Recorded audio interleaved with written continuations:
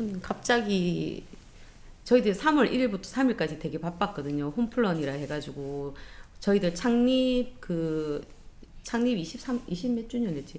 그거 준비하면서 진짜 바빴어요. 물건도 많이 들어오고 회사에서 정말 사람들은 그만두고 계속 나가는데 그런 고강도 노동을 해서도 왜 보람이 느껴지잖아요.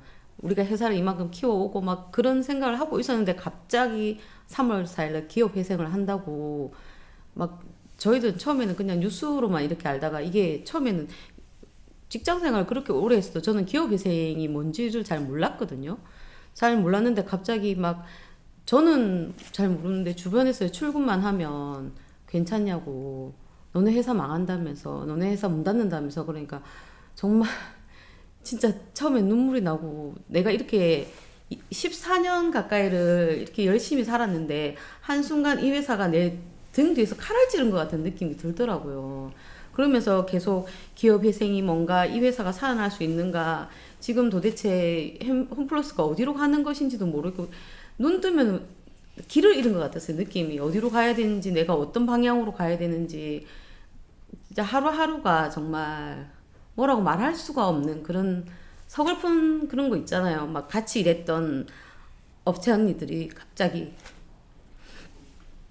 그만두고 나갔고 그리고 또 다른 언니들은 이제 올 수가 없다고 얘기를 하니까 너무 마음이 많이 아팠어요. 진짜.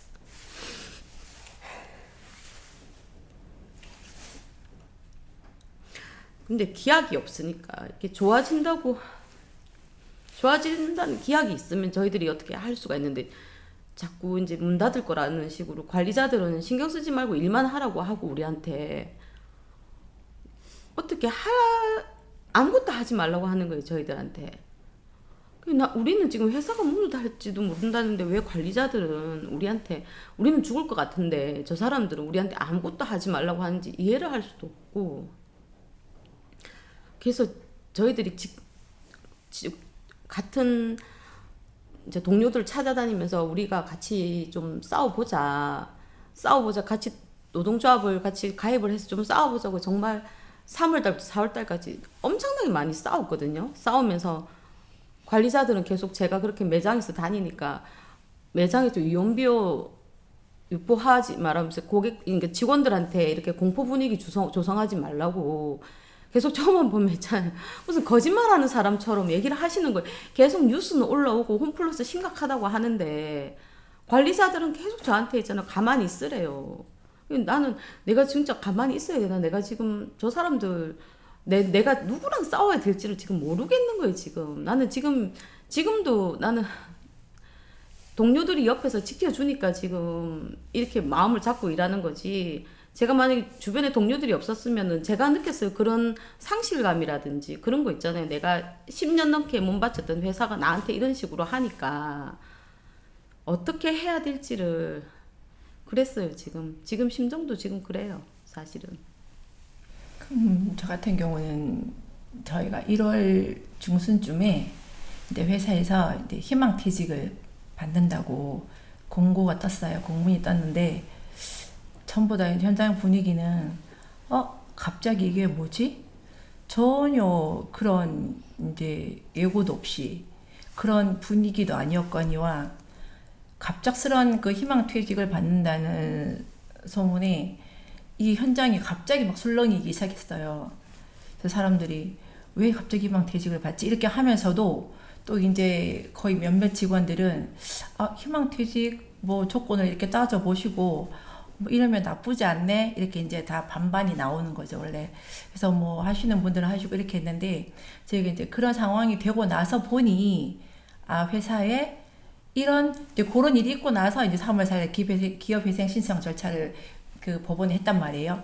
그렇게 되고 나니 회사에서 이런 걸 하려고 1차로 분위기를 띄웠나 보다 이제 그런 약간 감이 돌았어요. 그래서 드디어 이제 MBK가 발톱을 드러내기 시작하는구나 이제 그런 이제 예감이 들었고, 사실 회사에서는 현장 분위기는 보통 이렇게 기업회생 신청 절차를 하게 되면 뭐 일단 본인의 그 이제 뭐 돈과 연관된 그런 것들이 먼저 떠오르잖아요. 그러면 또 뭐 내 퇴직금은 받을 수 있을지, 뭐 아니면은 뭐 나의 뭐 임금은 제대로 나올 수 있는지, 이제 그런 것부터 먼저 이제 막 걱정이 되기 시작하니까, 그래서 노동조합이 빠르게 또 나섰고, 또 뭐 퇴직금하고 이런 거는 또 지켜진다고 하니 다시 또 이게 좀 안정이 돼서, 예, 그 다음에는 이제 이렇게 여러 가지 절차를 거쳐서 본조에서 이제 이렇게 우리가 떨어지는 그 투쟁 지침에 따라서 행동을 하고 있지만, 그 사실 저 같은 경우도 고객센터에서 지금 21년 차 근무를 하고 있습니다. 그러면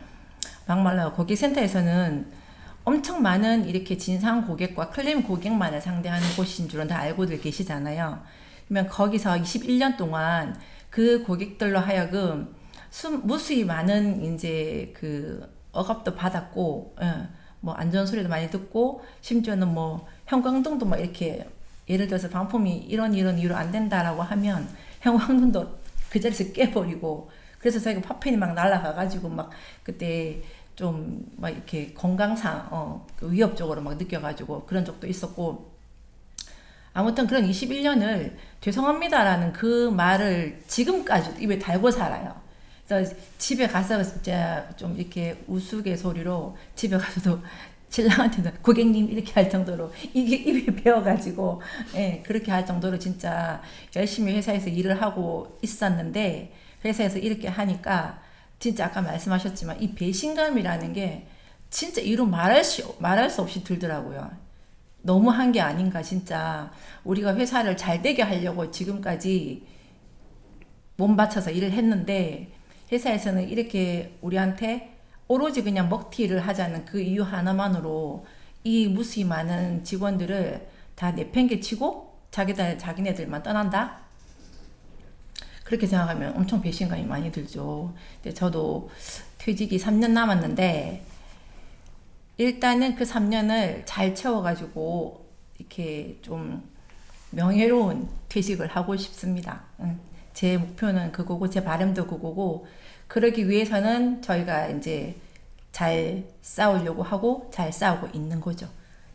잘 싸워서 어쨌든 우리가 원하는 요구를 잘 관찰해서 저희가 지킬 수 있는 만큼 잘 지켜내고, 우리 모든 조합원들과 직원들이 진짜 웃을 수 있게끔, 네, 그렇게 잘 싸워 보려고 합니다. 그래서 고객들도 많이 물어봐요. 사실은 고객센터다 보니까 뭐 가시다가 화이팅 이렇게 하시는 분들도 계시고, 아니면 힘내세요라고 하시는 분들도 계시고, 아니면 아니 어떻게 될 것 같아요 이렇게 막 자기들 일처럼. 왜냐면 홈플러스라는 게 아까도 말씀드렸지만 동구, 중구, 남구, 북구 다 있습니다. 구마다 하나씩은 다 있는데, 그런 것들이 그 동네에 하나씩 있으면 나쁘진 않아요. 다들 엄청 잘 이용들 하시잖아요. 그런 대형마트가 있다가 없어지면 제가 봤을 때는 그 동네에 사시는 분들도 피해라고 봅니다. 예. 그럼 만약 거기가 없어지면 다른 구에 가야 되고 다른 데 멀리를 가야 되잖아요. 그래서 뭐 옛날에도 뭐 그냥 이렇게 들어보면 입지 조건 중에도 마트가 하나 들어 있어야 된다는 그런 말도 있지만, 어쨌든 그런 분들께서들도 다 그 힘내라고 다 독려를 해주시고 계시니 저희들이 좀 더더욱 힘이 납니다. 그래서 고객님들과 저희 직원들과 같이 유인해서 홈플러스를 한번 투쟁이 무엇보다도 절실할 때니까, 그 투쟁이란 단어가 엄청 억세 보이지만 저희들이 해보니까 그게 억센 게 아니더라고요. 절실하면 그 투쟁이라는 단어가 입에서 저절로 나오게 되더라고요. 예, 그래서 저희들이 열심히 한번 싸워보렵니다. 네. 예, 홈플러스에 많이 언급되는 MBK는 마이클 병주 김병주 지금 저희 홈플러스 사모펀드 회장의 이름입니다. 예, 본인의 영문 이름을 따서 MBK라는 사모펀드를 만들었고, 그분은 하버드를 뭐 졸업을 하셨다 하고, 작년에도 하버드 대학교에 장학금을 300억 넘게 냈다 하더라고요. 저희는 최저임금 받는데. 그래서 저희는 얼마든지 사회에 하는 거는 불만이 없어요. 근데 우리 현장에서는 장갑 하나 뭐 이런 거 하나 제대로 없이 이렇게 되니까 한 번씩 그런 뉴스를 들으면 좀 안타깝다는 생각이 들고요. 저희 앞에서 언급했던 것처럼 홈플러스에 원래 영국에서 기업 경영을 하다가 10년 전에 2015년도에 사모펀드 이제 시장에 내놨어요. 그때 원래 이제 그런 얘기가 있었어요. 골드만삭스가 인수하려다가 30분 차이에 금액 변동으로 인해서 MBK가 인수를 했다라는 얘기가 있습니다. MBK가 그때 2015년도에 7조를 넘게 투자를 해서 홈플러스를 인수를 했고 자기 자본 2조 조금 넘게 그리고 대출을 5조에 가깝게 시작했습니다. 쉽게 말해서 빚으로 5조로 시작을 했고요. 그 5조를 지금 엑시트라 해서 사모펀드 보통 기간이 10년 안에 나간다 하더라고요. 근데 그게 도래했는 게 이제 2025년 10월에 엑시트라에 가서 나가야 된대요. 모든 걸 정리를 하고. 근데 그 와중에 지난 5년 전에도 저희 여기 계시는 분들이 머리를 삭발을 했어요. 세렌 리스백이나 뭐 LB의 방식 뭐 이런 걸로 해서 우리의 자산을 본인 투자가 아닌 우리의 잘 나가는 홈플러스를 팔아서 자기가 빚을 갚고 채권 돈 빌린데 빚 갚는데 또 급급해하고 이러다 보니까 매출은 올라가도 이 경영하기 위한 재투자가 없다 보니까 계속 내리막길인 거예요. 돈 벌어서 빚 갚는데 더 많은 돈을 갖다 보니까 남는 게 없다라는 거죠. 그러면서 이분이 홈플러스를 내세워가지고 지금 이미지가 너무 많이 올라가니까 여기저기서 처음 출발할 때도 대출을 되게 많이 해줬는가 봐요. 지금은 그 이재용 회장님의 버금가는 자산가가 됐다 하더라고요. 그러니까 그 자산가가 되기 위해서의 우리 노동자들의 이런 것들이 있었는데 지금에 와서는 이 사람이 갑자기 3월 4일날 우리 다 앞에서 말씀하신 것처럼 홈플러스 몇 주년에 해서 3일 동안 정말 미친 그때는요 일주일치 일을 거의 3일에 다 한다고 생각하시면 돼요. 그만큼 일을 시켜놨는데 갑자기 회사가 어렵다. 우리 회사가 너무 어려우니 법원에 신청을 해서 이 회사를 살리기 위해서 기업회생 절차를 묻겠다. 이거는 진짜 지나가는 진짜 멍멍이가 들어도 어이가 없는 얘기인 거예요. 지금 우리가 빚이 졌는 게 2조 7천억 정도 되는데 우리 홈플러스 자산 가치만 해도 4조가 넘는데요. 그러면 그거 갖고도 1조 얼마가 남는데 어떻게 해서 이게 기업을 경영하지 못할 정도로 어려운가? 저희 소시민들이 생각했을 때 정말 이해가 안 되는 거예요. 그래서 저희가 지난 10년을 돌아보면 화가 나는 부분도 굉장히 많습니다. 2015년도 그때 MBK가 들어올 때도 본인이 1조를 투자하겠다 했어요.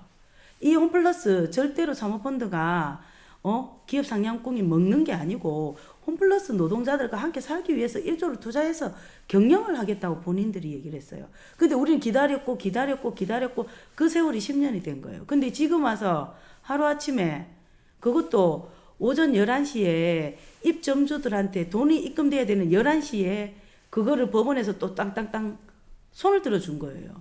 그러면 홈플러스 노동자 입점업체들까지 이 빚으로 시작해서 빚을 갚기 위해서 이 홈플러스를 다시 살리기 위해서 세금과 이 국민연금과 이런 것들이 다시 재투자해서 홈플러스를 살린다라는 건 저는 말이 안 된다고 생각합니다. 그러니까 홈플러스가 2015년도에 MBK에 팔리고 MBK 김병주 회장이 1조를 투자를 한다고 약속을 했으면 대국민 앞에 했으면 본인이 그 약속을 지켜주는 게 첫 번째고요. 정치권에서 10년 동안 우리가 그렇게 외쳤던 사모펀드 규제법 해줬으면 이렇게 이 10년이 다 된 세월에 우리 노동자들이 이 억울하고 분노스러워서 공황장애 와서 잠을 못 자는 사람들이 수두룩합니다. 이렇게 만들면 안 되죠. 우리한테 세금 다 받아가는 국회의원들 도대체 뭐 하는지 모르겠습니다. 2015년도부터 그렇게 사모펀드 규제법 도와달라고 너무 억울하고 분통이 터지고 화가 납니다. 지금 직원들은요, 앞에서도 언급했지만 회사 액션인지 모르지만 희망퇴직 그거 하면서도 홈플러스 앞으로 대출을 받았어야 했대요. 지금 확인해 보니. 그리고 우리한테 가만히 있으라. 세월호 아이들도 그러다 다 죽었잖아요. 우리가 그 아이들 그렇게 죽었는 것도 모자라서 우리도 똑같이 죽을 수는 없잖아요. 우리가 10년 동안 도와달라고 할 때 그 국회의원들, 정치권들 다들 어디 갔는지 모르겠어요. 너무 화가 나는데 우리한테 세금 꼬박꼬박 받아가는 국회의원들은 몇백만 원, 몇천만 원, 몇 억에 가까운 월급을 받아가면서 왜 우리 최저임금 노동자들한테 이렇게 가혹한지 모르겠어요. 너무 화가 나고, 왜 우리는 이 땅의 노동자들은 맨날 이렇게 울어야 되고 속상해야 되고, 왜 이럴 때는 정치권에서 아무도 우리를 안 도와줍니까? 선거 때만 되면 당신들과 함께 하겠다고, 당신들과 함께 하겠다고 뼈 구걸하잖아요. 그러면 우리는 우리의 권리를 행사하는데, 국민의 주권이 국민들이 외쳤잖아요. 10년 동안 도와달라고 그렇게 외쳤을 때는 10년이 흘렀는데 꼭 우리를 이렇게 길거리에 내앉고 10일에 가깝게 단식 투쟁을 하고 100명에 넘는 노동자들이 머리를 감고, 입점업체들도 매일 불안하대요. 몇 천만 원이 다 날아가고 몇 억을 다 투자를 했는데 저보고 그래요. 지나가면 어떻게 해야 돼? 뭐라고 답을 해줘야 됩니까? 왜 정부는 가만히 있습니까? 계엄을 했던 그들이 국민들을 살리기 위해서는 왜 그렇게 똘똘 뭉치지 않고 자기들의 권력과 이익을 위해서만 이렇게 하잖아요. 이 홈플러스의 안에 모든 사람들이 얼마나 아우성을 치는지 모릅니다. 3월 4일부터요. 그건 한 달 가까이 사람들이 공황장애 가서 밤에 잠을 못 잔대요. 거의 좀비처럼 일을 하는데 아무도 우리에게 관심을 두질 않습니다. 우리가 잘못했나요?